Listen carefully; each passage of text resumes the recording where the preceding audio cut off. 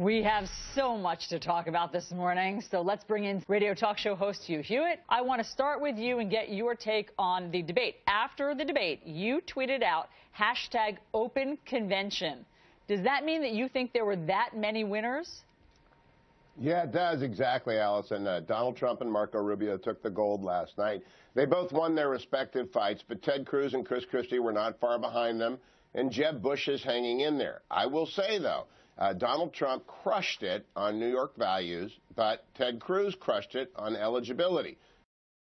Marco Rubio got on base every time, if I can mix some metaphors, and Chris Christie had some solid at-bats as well. So that's why I think those four are there. But I go back to the analogy I've used all along. Joe Frazier, Muhammad Ali fought three big fights in the 70s. Frazier won the first, Ali won the second and the third, and they were both punched out at the end. Trump beat Cruz last night, but it was a tough fight for both guys. They have Iowa, New Hampshire, and South Carolina ahead. Greatest race of my lifetime. Donald Trump won his race last night. Marco Rubio won his. There's just no question here that if Ted Cruz is on that ticket, one way or another, that there will be a lawsuit. So I think that's a definite problem. Hugh, you're hold on, Jeffrey. Hugh, you're shaking your head dismissively. Do you think that issue was dispensed with last night? It's dead. It's done. I called up my law partner yesterday, former federal judge. All right, so he's a federal judge. Stephen Larson used to run the United States Attorney's Office. Organized Crime Division, sat on the U.S. District Court for 6 years for George W. Bush. I said, Judge Larson, is there any there? What about these lawsuits? He said they would all be dismissed immediately for political questions. So you got a bunch of law professors around the United States who love to see their name in op-eds.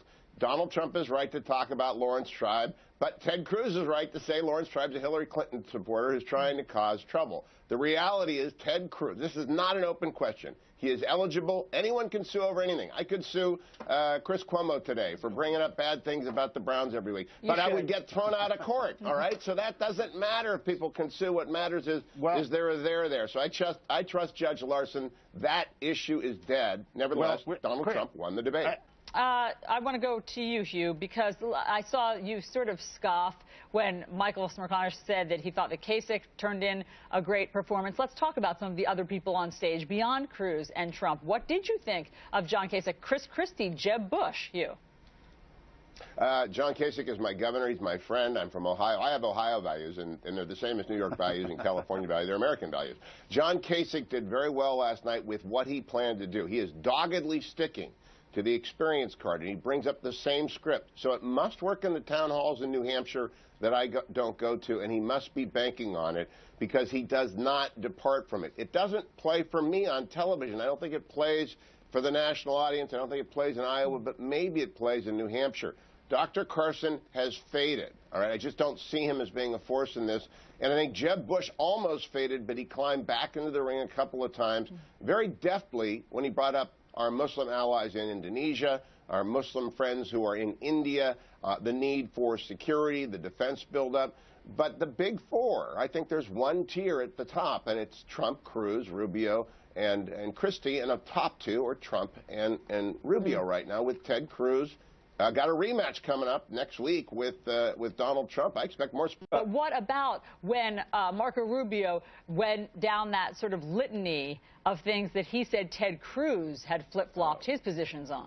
Using my boxing analogy, in the 15th round, Marco Rubio laid one on Ted Cruz. But here's the deal about fact-checkers.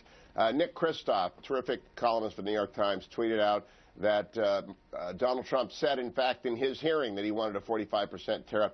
Fact-checking doesn't matter in these things. What matters is personality and aura and your command presence. And of all those two, the best command presence last night was Donald Trump and Marco Rubio. And I keep marveling at how Donald Trump can dominate a television screen. He reaches through the screen sometimes, and you know you're back on Celebrity Apprentice. It's an amazing skill set. And so whether or not he said 45% or not, or whether or not Chris Christie said, I like Allison Sotomayor, I would vote for her, or whether or not Ted Cruz said this or that on H-1B visas, none of that stuff matters when you go to vote. What matters is who can beat Clinton. That's the bottom line for Republican voters. And now, my friends here both are going to support, I assume, Jeffrey is. I'm not sure about Michael. We'll let Michael decide for himself. I think he might have gone over to the dark side. But we'll decide who's going to vote, who can beat Hillary Clinton. Hugh. Yeah. And right now, that's open question. Fact-checking doesn't matter.